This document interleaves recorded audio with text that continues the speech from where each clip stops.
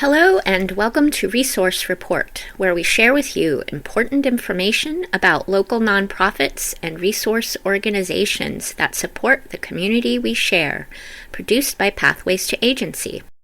I am your host, Rainmaker. Today's guest is Mason Rolph, Executive Director of Olympia Community Solar. Here's Mason.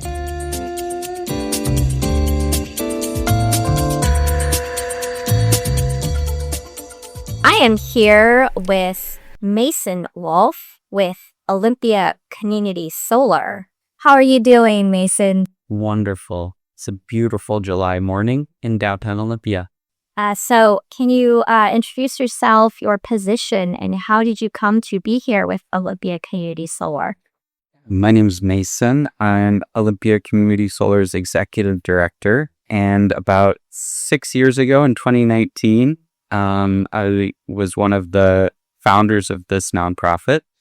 We had been working on local climate advocacy with the 1631 ballot initiative, which, if you remember way back in the 2018 election, it was a attempt to put a tax on pollution in Washington. And it was incredibly outspent by mostly fossil fuel companies, and it ended up not passing. And as a bunch of advocates who worked really hard on the campaign, we were frustrated and decided that instead of this larger nebulous policy, we wanted to work on something local and tangible. And so a few friends of mine and I came together in the living room of our friend's house on the west side of Olympia and talked about solar energy and its opportunity. And we ended up looking for a place to do our first solar project. We found the Hands-On Children's Museum as a willing partner. And after some back and forth, realized, we couldn't really just do it as individuals, and we needed an organization to back the effort and, to really add legitimacy to it. And so we founded this nonprofit. And ever since then, we've grown from that little grassroots group to a thriving nonprofit. We have 4 staff and an intern, all work on a mission to steward an equitable and accessible transition to clean energy. And so I often describe ourselves as clean energy developers, but we do that in a nonprofit form with an equity focus. And so most of the projects we work on are promoting energy justice or community resilience. And it's just the most fun work that I've ever done. The look on your face says it all. You're just beaming. I can tell that you're very passionate and love this.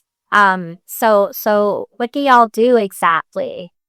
We have several programs. We have a residential program that supports homeowners to install solar. It's basically a large education campaign to try to get accurate information to homeowners and then pair homeowners with local and reputable installers. There's definitely companies that will go around door knocking solar and selling it above market price or signing people up for financing that they don't really need. And so we're trying to get ahead of those folks and, really work with the local reputable companies. So this year, 2025, was our 5th annual Solarize program. We started it in 2021. And ever since then, each year we've done between 50 and 150 households worth of solar through the program. This year is looking to be I think around 80 households signed up.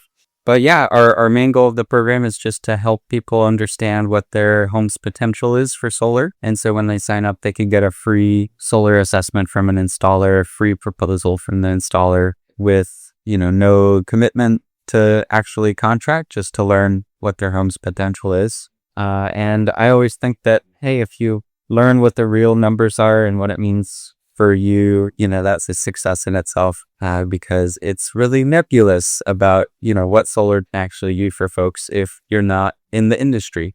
Then we also do project development support for public, tribal, nonprofit projects. Those are more of the commercial scale, larger than residential systems. For those projects, we'll develop the project, meaning we'll help the client get everything together they need to make a decision on whether or not to pursue it, pricing, system information. Then we'll identify third-party funding resources and help them pursue grants or financing. And then our goal eventually is to get to a point where they have enough third-party support that they can weather the cost of the installation. And so most of the organizations we're working with are very small, maybe low-income housing focused nonprofits that don't have a massive budget to spend on solar. And so helping them secure grants is really the key to getting projects installed. And then lastly, we have them very involved in policy. Washington's solar laws were originally adopted in 1998, and they haven't changed much since then. And so the residential policy needs an update. There's no state policy for enabling community solar or shared solar. And so, Washington's falling behind because of that. Wow. So for people who aren't familiar, talk about what solar panels do. Like, how does this actually work? Most solar projects are grid connected, meaning if your home is already connected to the utility, we'll add solar panels on top of that, and then those solar panels will be integrated into the utility as well. How does that work? Most solar projects we work on are grid connected through a policy called net metering. That means if your home's already connected to the grid, we can add solar panels, and the utility will facilitate providing you energy when you need it, like during the nighttime. When the solar panels generate a lot of energy during the day, your building will consume that energy and you'll purchase less from the utility, saving you money.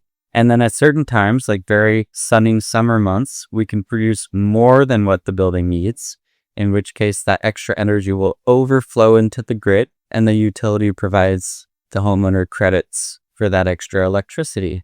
Oh, wow. And that trade of putting energy out into the grid and getting a credit back is really what makes solar work well here in Washington. We'll generate lots of energy during the 4 or 5 really sunny months, earn credits for that energy, and then those credits can roll over from month to future bills, offsetting the cost of winter energy when you're not producing as much solar. A solar project itself has several important components. You have panels, the most visible part of the system on your rooftop.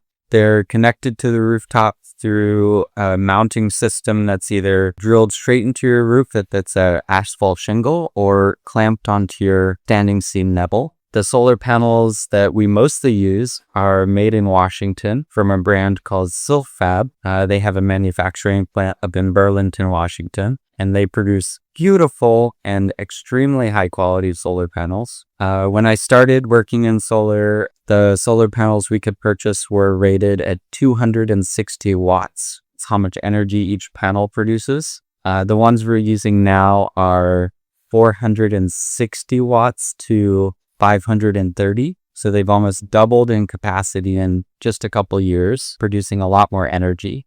Those solar panels really are just sitting on the roof. They don't have any moving parts, but when photons from the sun impact them, it causes electrons in the panel to wiggle. And when enough electrons are wiggling, it'll create an electrical charge. And the solar panels push that electrical charge through their wiring and down into the building, into the second main component of a solar array, which is the inverter.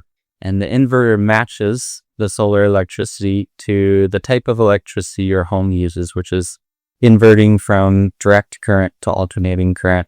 From the inverter, the electricity can be consumed by your home.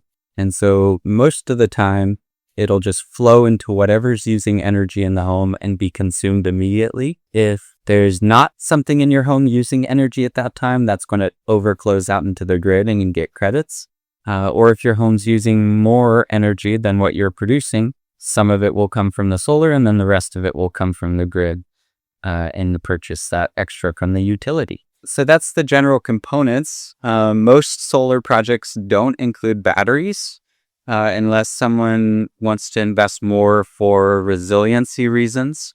There's not as much of a financial benefit to having batteries as there is to solar, but the real benefit from batteries comes from being able to have energy when the grid goes down. Batteries work very similarly to a backup generator in that respect. So like the grid going down, like a power outage in this area of town, for example, and so not having a battery, it's just also going to be shut down as well. But if you do have a battery, and there's a power outage, the grid goes down, then what? Yeah, your home will essentially island itself from the grid, become its own little independent microgrid, and continue operating.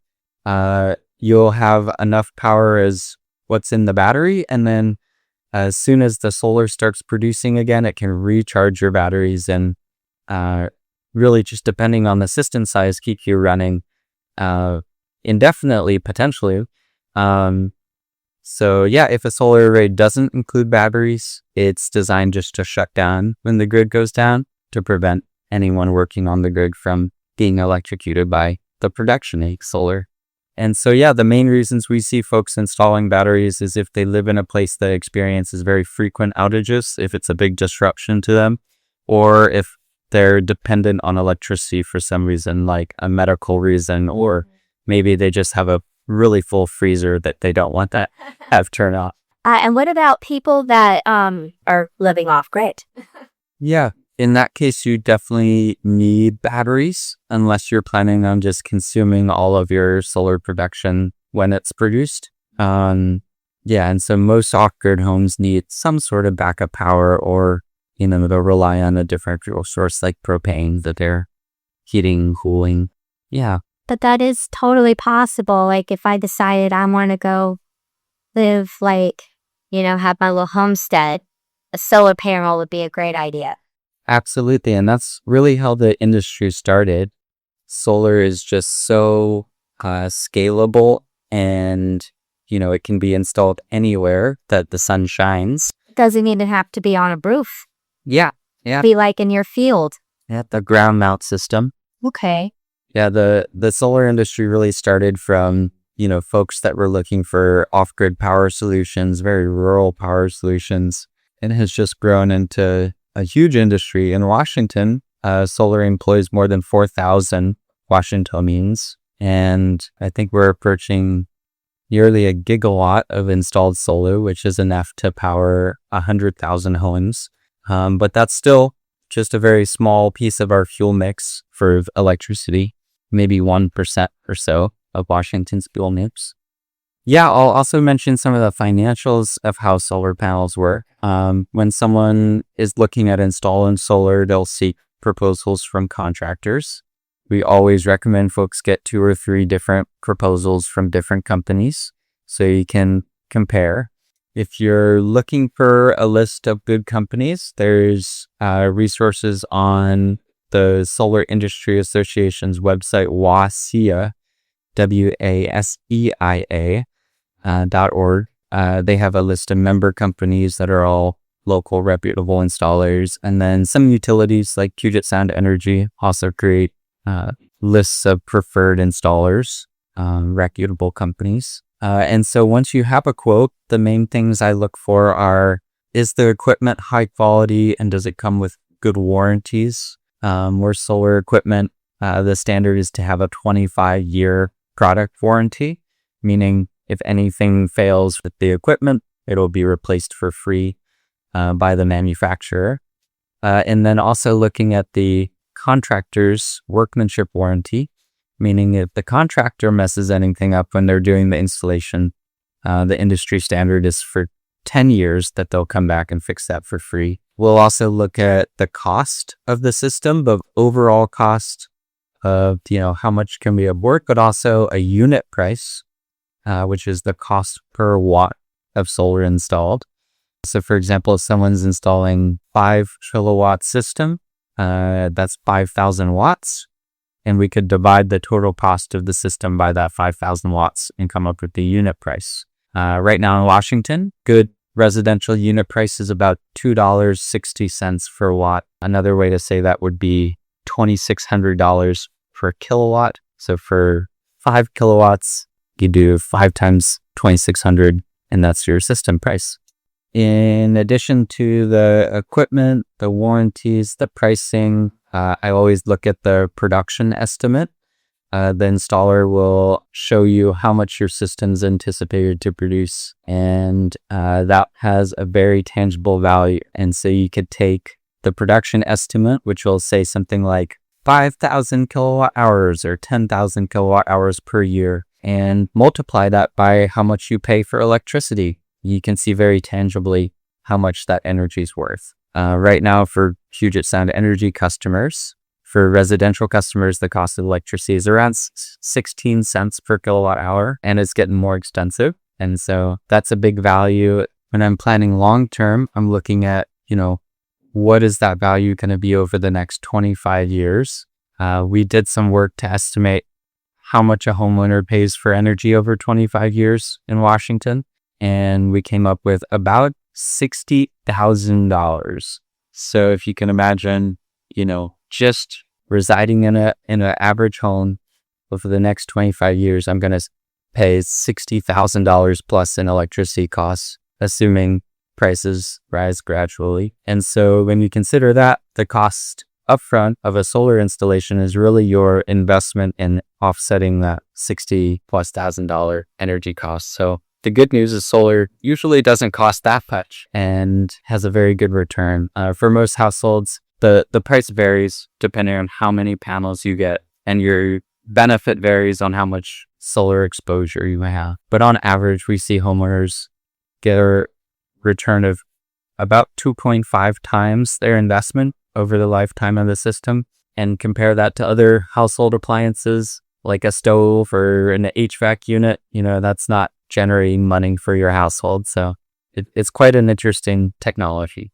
How? Yeah. Thank you for explaining all of that. That's good.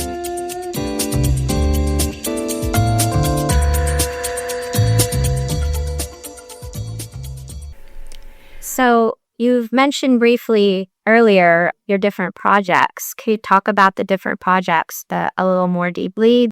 Starting with our residential program, Solarize. Several years ago, we had a lot of people reaching out to us because we had done several very visible projects in the community asking about residential solar, and we didn't have a very good answer at first. We didn't really see a role for us in the residential industry, but very quickly, we heard stories about people working with installers who were using very cheap equipment, or installers that would get them to sign up for long-term financing with not good rates, high-pressure sales tactics, door-to-door sales. Those That gave solar a bad rap. Yeah, and you might have even seen it yourself on social media of get solar for free on your home. I've seen a Free Solar USA. ads and stuff. Yeah. And all of that stuff that's going on. And those are these larger corporate conglomerates that just try to sell solar virtually or door to door. Compared to that, the local guys hardly ever will do door to door sales. They're often way too busy to even need to do that sort of thing. And so we realized pretty quickly that there's this consumer protection issue, that it's a new technology. Almost everyone purchasing solar is a first-time customer, and there's a big chance that they could get sucked in by, one of these ads. So we started Solarize, and the idea is we'll start by going out and finding reputable companies that are willing to give us a group price, a better than market rate price on their solar. They'll guarantee certain types of equipment, and then we'll do a large educational campaign to teach homeowners about how solar works, the incentives around solar, that sort of thing, and get them signed up for site assessments and quotes from those reputable contractors. And so this year, using 2025 as an example, way back last October, we issued a request for proposal to our installers. We got nearly 20 proposals from different installers. We selected 10 of them. And then we signed agreements with each company, guaranteeing prices, guaranteeing their equipment, and also guaranteeing certain treatment of customers, like not selling to folks that are super shaded or not selling to folks that have an old roof. that sort of thing. And then on March, we opened the campaign publicly, and around the campaign area, which included Thurston, Mason, Lewis, but also the Whatcom, Bellingham area, Island County, the Whidbey area, Skagit County, and then about half of King County in Seattle. It was a huge campaign this year. We did almost 25 in-person public workshops, a lot of them with municipal partners. So they were often in libraries or town halls. We did an online webinar. We did ads and media campaigns, all focused around getting educational content to homeowners and having them learn about their potential. So the result was about 800 homes signed up for the program to get assessments. About 90% of those completed their assessment, which was amazing. And then so far, we've had about 80 customers sign their installation contract, and a whole lot more, they have their proposal in hand and are considering it. So that's a huge success, and it will bring our solarized total to over 400 over the past 5 years. Feels really great. And we know, not only that those systems are getting installed, but they're getting installed by quality workmanship. They're getting installed with really good equipment, and they're getting installed at a lower than market rate price, which seems like a win-win-win. And through all that work, we've developed really great relationships with the solar installers. And like I said, 20 applied for the campaign this year, and it was really hard to say no to a lot of them because they're great companies. So past residential solar, we also do the commercial development. And so this falls into two categories that I think of. And we want to develop solar arrays that promote economic justice. And the way to do that is to reduce someone's energy burden. Have you heard the term energy burden before? Not really, actually. Energy burden, or we could be more specific and say electric burden, refers to how much of someone's income that they spend on energy each year.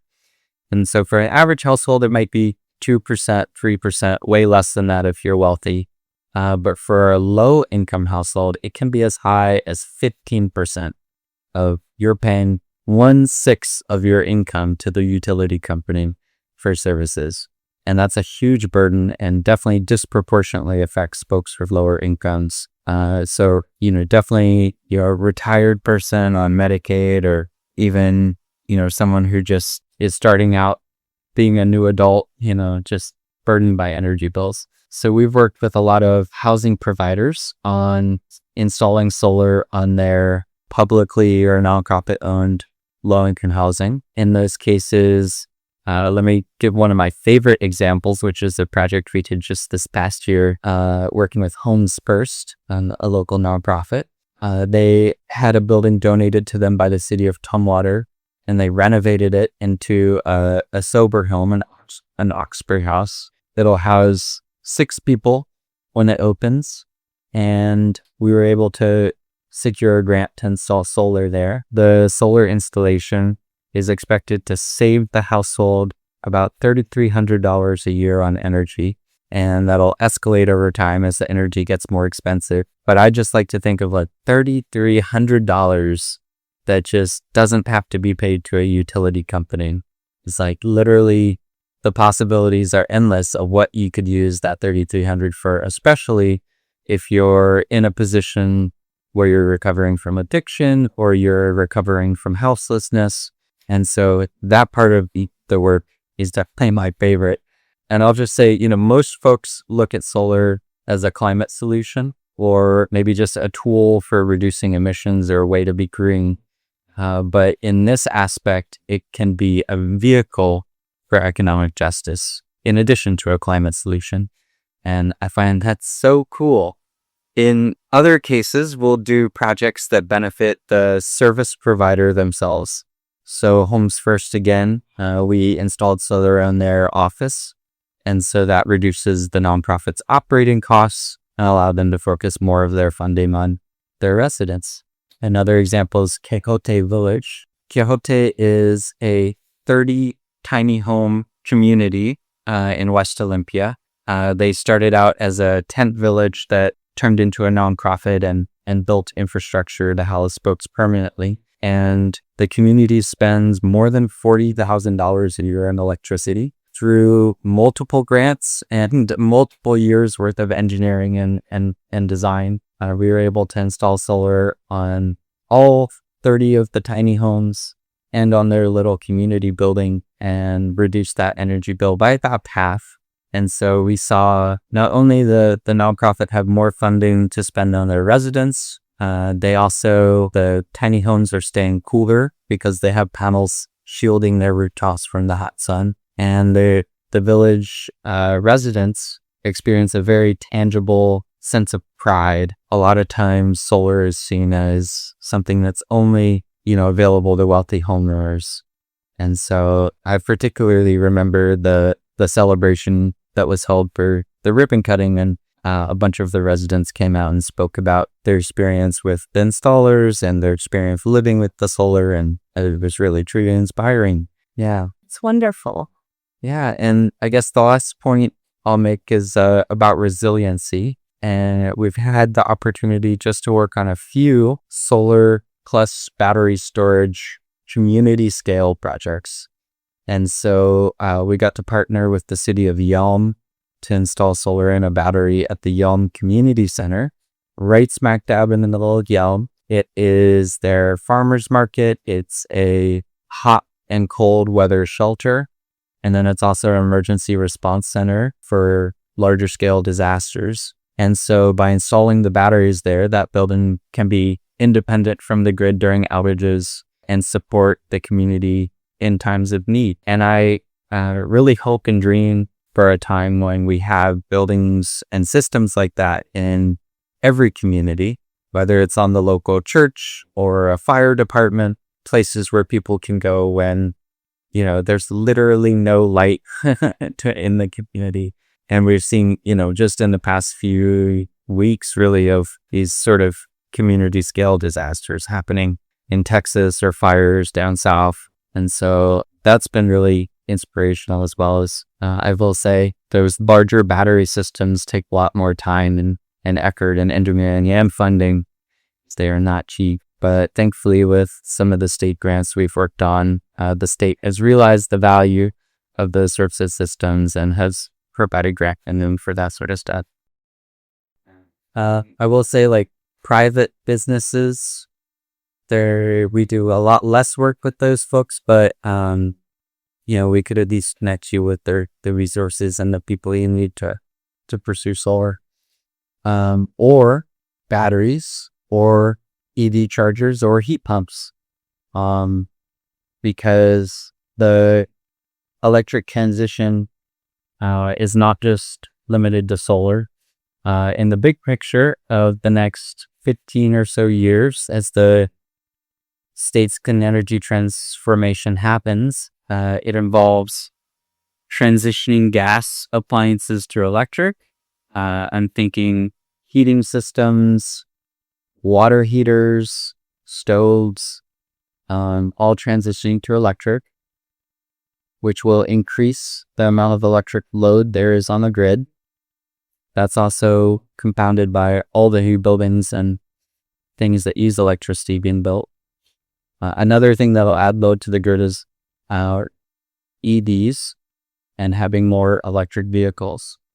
And so while that all is happening and increasing load, we also need efficiency to offset some of that demand and new production from solar to offset that demand. So if I was a homeowner myself and a renter, I might start by looking at, can I transition my gas appliance for electricity?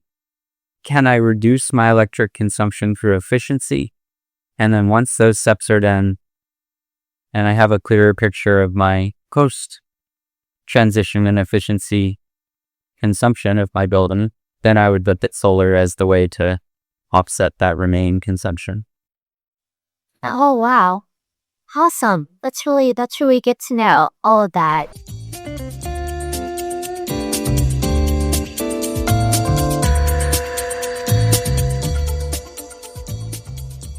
And y'all work with tribal communities. Yeah, we've had a great relationship with the Nisqually tribe, worked on several different projects. If you've driven through Nisqually on your way to Yelm recently, you'll notice right across from the casino, there's a big solar array on their market buildings. And then in some of the communities, they're building for like elders housing. There's solar on each of those housing units now. And then our biggest project working with the tribe was on federal EPA grant. The grant funded our work to develop a priority climate action plan, which was identifying some of the highest sources of pollution around the reservation and creating a plan for reducing those. So mostly the plan involved heat pumps, so transitioning from propane to heat pump, heating and cooling, energy efficiency measures like air sealing, insulation, LEDs, and a whole lot solar to reduce the cost and improve the efficiency and reduce emissions for those households. Super excited that the plan was funded by the EPA and the tribe received more than $5 million to implement some of that work. Wow, that's awesome. It was definitely creating a climate plan like that was a new experience for me, and it definitely forced me out of my normal comfort zone, and so I really enjoyed it. Wonderful. Wonderful.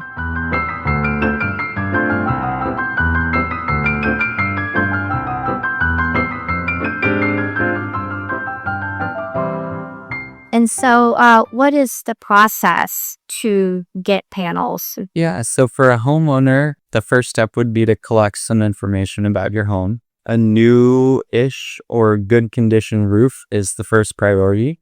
If your roof is old or needing replacement, it's best to wait until you replace your roof before installing solar. Installing solar on a very old roof kind of strands the asset up there. And when you come to replace your roof, you'll have to remove the solar array, replace the roof, and then replace the solar array. So best to install on your roofs. And then collect a copy of your electric bill to see how much energy you consume. And we collect a photo or take a look at your electrical service panel to see what sort of electrical infrastructure is in your home. So with that information, how old your roof is, how much energy you use, what sort of electrical panels in your home, you can seek proposals from installers. Again, definitely recommend seeking multiple proposals. And then it comes down to deciding if the proposals make sense for you. I will say solar quotes are incredibly modifiable. And so if the proposal is too costly for you, you can always take away panels. If you want to produce more energy, you can add panels. You can move panels around on your roof based on how they look or where you get the most sunlight. So very modifiable. Yeah, and then that really brings you to the financial question, right? Can I afford to install solar? Will it make a long-term sense for me? There's financing options. So if you have a mortgage, it's usually the best financial idea to just wrap the cost of the solar into your mortgage, if your bank allows that. If that's not an option, there's several credit unions like Puget Sound Cooperative Credit Union that have green lending programs to fund solar. Yeah, for a larger commercial building, I definitely recommend reaching out to a team like ours, and we'll help put together that sort of information. Larger buildings, sometimes you need to do a review of the structure to make sure it can host the weight of solar. Commercial solar projects can have some more complicating details that you need to figure out. And then a lot of times when we're working on those public nonprofit tribal projects, once we have the proposal, then the big question turns into where can we find third-party funding for the system? And so we publish a whole list of grants on our website, but the big ones we work on are Puget Sound Energy's Solar Grants Program, the Washington State University Energy Program's Community Solar Expansion, which is low-income focused grants, and the Washington Department of Commerce Energy Program, which has a bunch of different funding categories, but in the past they've done low-income grants, solar plus storage grants, resiliency studies, community decarbonization grants, which are a lot of the times gas transition money. So getting off gas appliances onto electric. Yeah, and so we have a list of funding and financing resources on our webpage that folks want to learn more. Yeah, and so people are not going directly to you guys. What they're doing is they're going to the other solar companies that y'all work with. Is that how that works? Yeah, when Solarize is open, which we usually run it from March through the end of June, we have a system on our website to sign folks up. Now that it's July and Solarize is over, it's more working directly with the installer. Okay, so during the open time, then people can go directly to you guys. Okay, that's an important clarification. Thank you.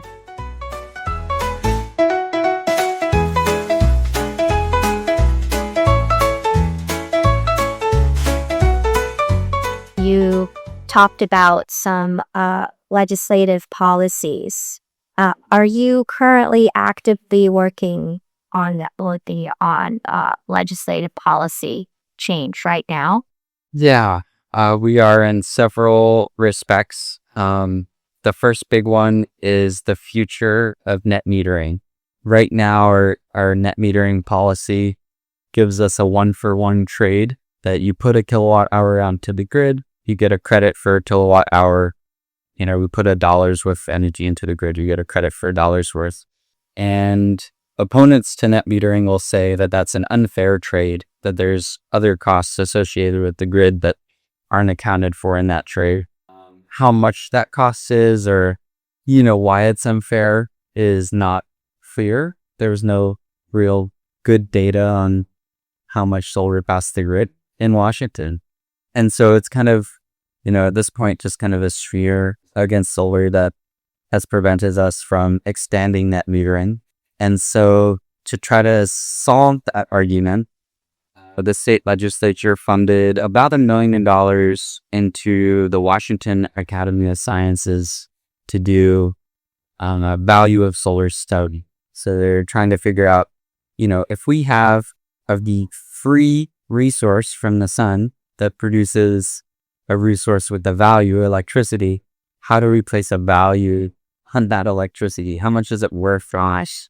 Well, in other states like California where this has happened, it's, the result has been a devaluation of solar. So it went from a retail rate of a 1-for-1 trade down to, I think, half to one trade. You have to put 2 kilowatt hours out to get the value of one that you purchased from the utility.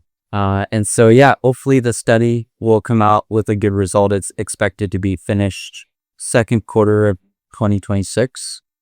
And then that will inform how the legislature moves forward with the net metering policy in maybe the 2027 session. So we might have a new bill then. So that's one of the big ones going on. I think, regardless of the outcome of the study, it'll result in a fight at the legislature.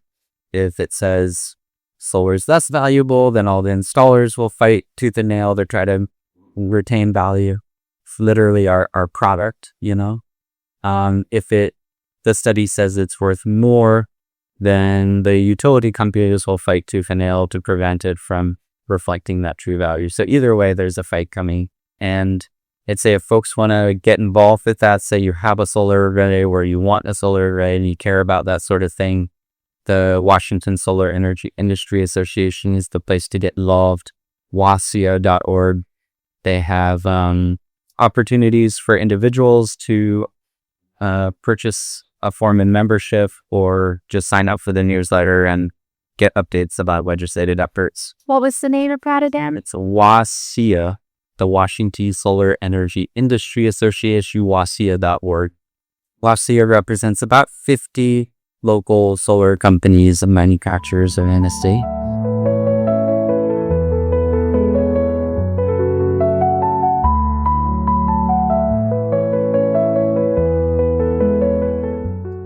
Other policy issues going on. There's proposals to incentivize battery storage.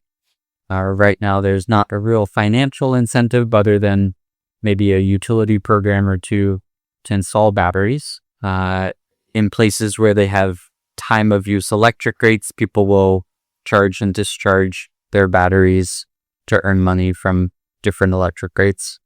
And then there's a real value to utilities for installing batteries. If they can access batteries virtually, they can treat the batteries like a dispatchable power plant. Imagine if you're low on electricity to the grid and you could send out a signal to 50 homes to all discharge their batteries into the grid at once and make up that difference. Escalating that to 5,000 homes or 50,000 homes with batteries, that's a huge capacity of energy. And the same thing could be used for charging those batteries during times when you have too much electricity on the grid. The same could be done with electric vehicles and using them as, battery packs for the grid. So those sorts of policies are coming, but haven't passed the legislature yet. Not quite fully baked yet. Another one that's been followed over for many years and our team has had a big role in is community solar policy. Community solar is the solution for everyone who can't install solar on their homes. So you build a single solar array that's connected straight to the grid.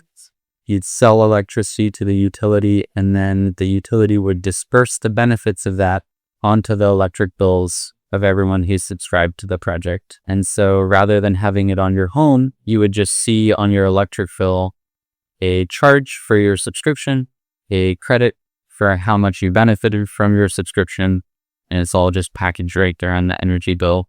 That's a really good idea. It's a great idea, and it's the fastest growing subsection of the industry because it addresses this huge portion of the market.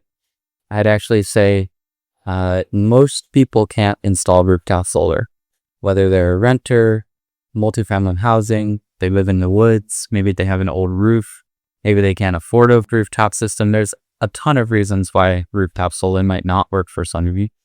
And community solar solves all of those problems.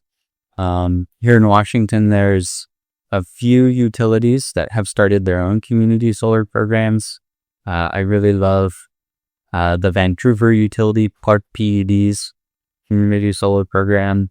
Puget Sound Energy has a small community solar program. Last time I checked, it was fully subscribed, so there weren't subscriptions available. But the true industry growth will come from when the legislature enables community solar through policy. And so the policy proposal that we've put forward in the past couple of years would allow community groups or non-utility entities to build community solar and then access the utility's crediting system to get the benefits to customers. And the crediting piece is really the key that makes community solar work, is putting it right on people's electric bills. It'll also direct the state utility regulator to figure out a value for those credits. So rather than having the legislature just assign a value, the regulator would go through a huge procedure to figure out a fair value and update it over time.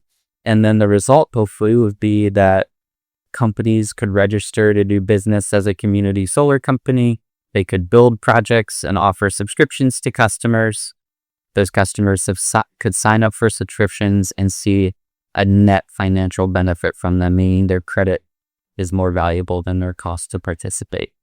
And that threshold of realizing real financial benefit hasn't really been crossed by the small utility programs we've seen so far. So Washington right now has maybe 20 megawatts or so of community solar installed. That's maybe 2,000 households worth of community solar, compared to states that are leading the country like New York that have more than 100 times that much installed. And that's because those states have passed policies and have had programs started through state regulation. So yeah, our biggest, barrier has been, I'd say, education of like teaching lawmakers what community solar is and trying to combat misinformation about solar. And then, coming up against the barrier of these very large and powerful electric monopolies that don't want to have anyone else encroach on their monopoly by owning electric generators. So, yeah, that's kind of uphill fight, but we have improved our policy every year and brought more people into the coalition fighting for the policy every year and making progress. Right on.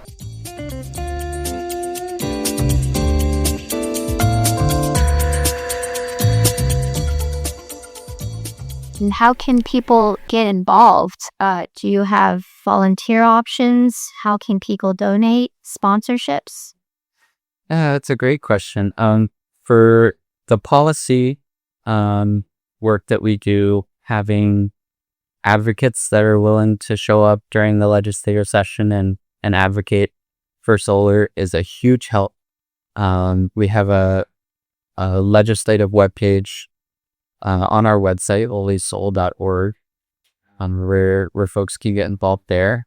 For more general, just supporting the nonprofit, we do have volunteer opportunities to perform education and outreach. One that's coming up will be at the Hands-On Children's Museum on July 26th for Solar Days. It's their annual solar-themed event. And so we'll be there teaching mostly little kids about how solar works through little solar toy cars and solar crickets and, cute little solar toys. Well, that sounds fun. Yeah. And so we'll hang out at the museum all day, playing with solar toys and teaching kids about them. And so, welcome folks to visit the museum on that day with their kids or come and join us to volunteer. We definitely are supported by philanthropy. And so we participate in Give Local each year through the Community Foundation. And then if folks want to support our work directly, there's a giving page on our website. And then we invite businesses to sponsor our team at different levels. And so those sponsorships can get a business featured on our website, featured in our social media, even speaking opportunity at our annual meeting, which takes place every January. And so, yeah, that's some of the events that are coming up that I'd love folks to consider getting involved. Is July 26th at the Children's Museum. In October, there will be the annual Solar Summit, which is Washington's one and only solar conference. It'll take place October 24th at the South Seattle Community College.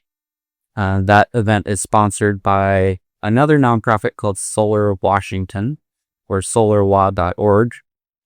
And then in January of next year, we'll host our team's annual meeting. We bring our community together for an annual celebration just to celebrate the previous year's work and to talk about what we're looking forward to for the next year. We always make it just a big party to celebrate all the staff and the board. And so this past year we held it at Heritage Distillery in Tumwater. I'm not sure where we'll be holding it this year, but we'll publish information in our newsletter and on our social media channels, which are at Olympia Solar on Facebook, Instagram, LinkedIn, or online at our website, olysol.org. And on that website, you had resources.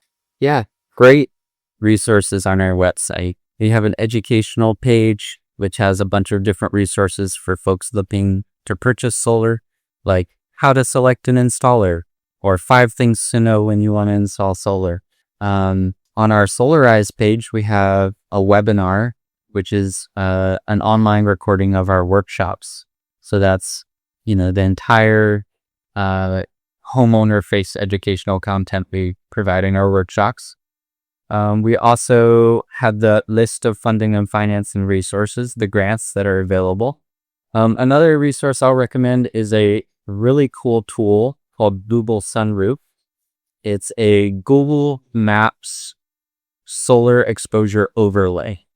And so they take Google Maps and they find rooftops on there, and then they can show how much sunlight is hitting that rooftop. Oh, interesting. So a good first step, if you're not sure if your home gets enough sun for solar, is to type your address into Google Sunroof and it'll show you, I think they've mapped most urban areas, some rural areas, not everywhere yet. So if you're super out in the boondocks, you might not be in there, but it'll show you a very clear picture of the rooftop with a sunlight irradiance overlay showing how much sunlight hits the roof.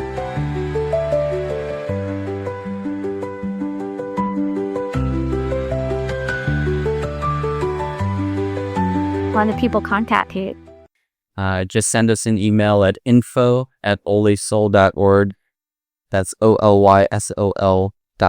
You can also call us at 360-481-4020. We also have a contact form on our website that folks can fill out if they want to get in touch.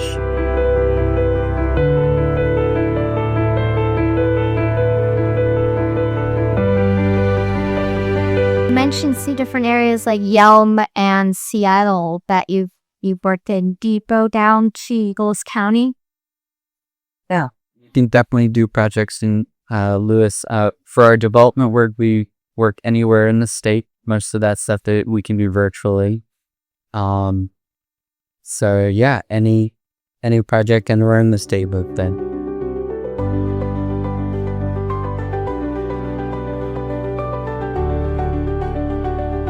Yeah, I'll just say there's lots of opportunities in the solar industry. The solar industry, a lot of folks may think of it as just maybe some rooftop installers, but it's a huge industry.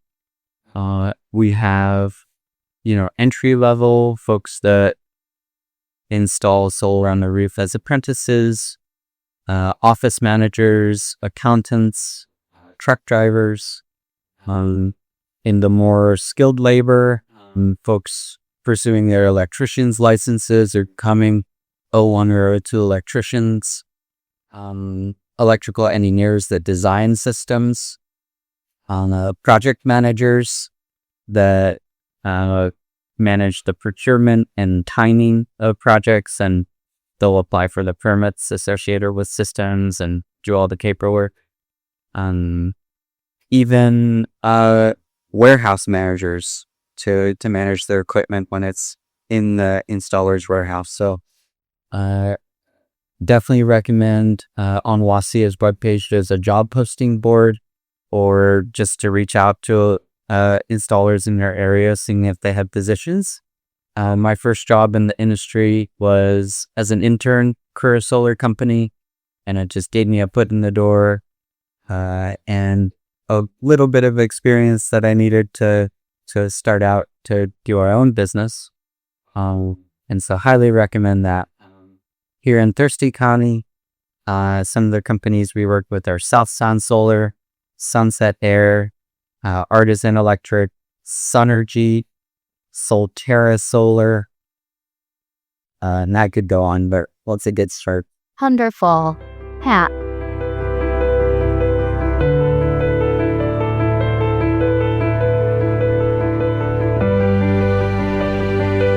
Is there anything else you would like to share? Yeah, so really ever since I was a kid, I've been really interested in solar. Like, it seems almost magical to me that you could produce electricity just by having something sit out in the sunlight.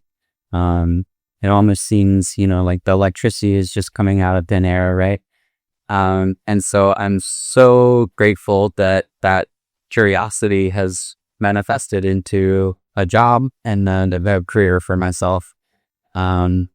And I really enjoy getting to teach people about how solar works, the ins and outs, and really helping folks understand that clean energy can be accessible to them, and that the benefits of clean energy are immense and bountiful.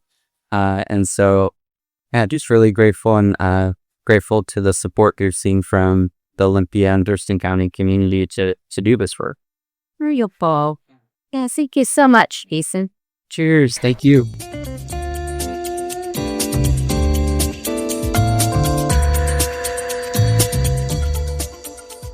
This interview with Mason has been amazing. I didn't realize how much I didn't know about solar energy.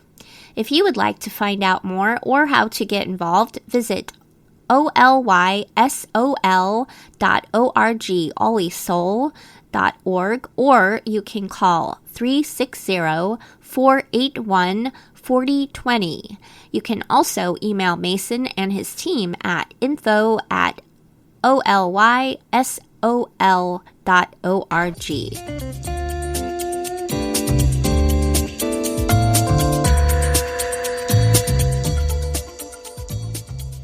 That's it for today's resource report produced by Pathways to Agency.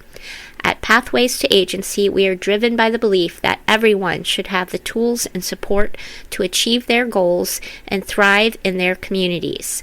Our mission is to bridge the gaps in understanding, accessibility, and trust by connecting individuals to resources and sharing information and processes that can lead to personal and community growth.